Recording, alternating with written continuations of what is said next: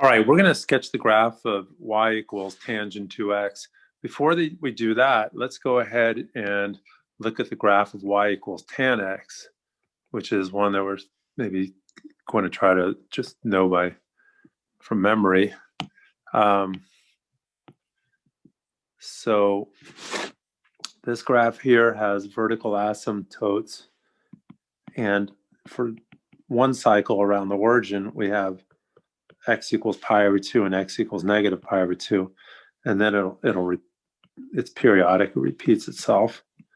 So let me just draw this much of the graph.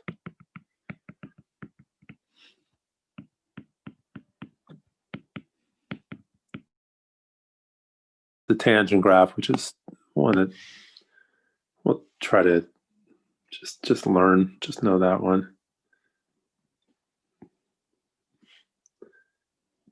Okay, so all right, now for the tangent graph, as we see, the period is equal to pi. Now for this graph over here, the period is pi, but then we take the coefficient of x and we divide that, and so we get pi over 2. Now what you can do is you simply have, if the graph is not shifted, what happens is the period has been reduced from pi, so distance between those vertical asymptotes is pi. It's been reduced from pi to pi over 2. So really you can just essentially sketch the same graph, but you just label it differently, so that you label this as pi over 2 and negative pi over 2.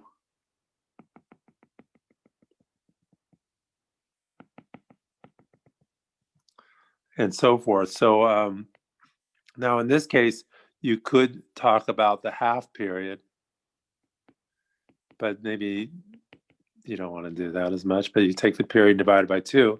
So that's going to be pi over 2 divided by 2 is pi over 4. So you're going to,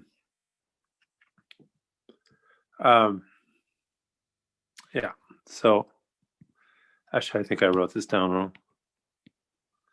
Sorry. Okay. So, yeah, maybe I should have done this earlier, this half period stuff. Okay. So the period is, if the period is pi, but then you divide by the coefficient is 2, then the half period would be 1/2 of the period.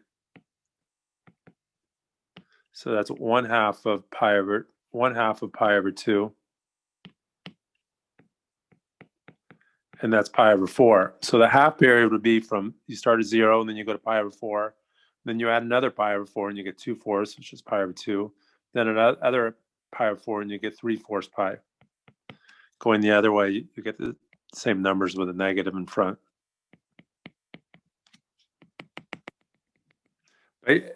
You're just shrinking this whole thing by a factor of 2. So you just take all those numbers on your tangent graph and divide it by 2. So that's our answer for that.